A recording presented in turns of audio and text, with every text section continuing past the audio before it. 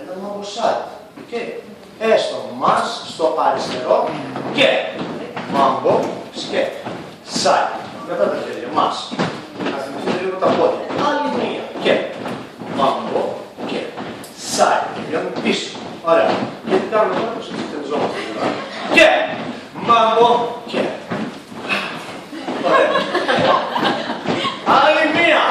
Και μάμπο και σάι. Ωραία. Το έχουμε και αυτό.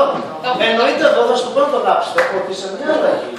Τι κάνουμε τώρα, κάνουμε ένα μάμπο και πήγω. Έτσι δεν είναι. Κάλλιστα κάποια στιγμή, αφού το έχεις κάνει στο γυμναστήριο όσο μια διαφορά, μπορεί να το κάνεις ανάποδα. Δηλαδή, πίβο, σκέτο μάμπο. Το ίδιο δεν είναι. Ωραία. Λοιπόν, 4 φτέρνες. Οι 4 φτέρνες είναι οι 4 φτέρνες ενάλλαξ. Παιδιά, μη σας πολύ μπερδεύετε. Δηλαδή μπορεί να κάνεις και έτσι. Τώρα, να δίνεις την κατεύθυνση. Φτέρνες λοιπόν.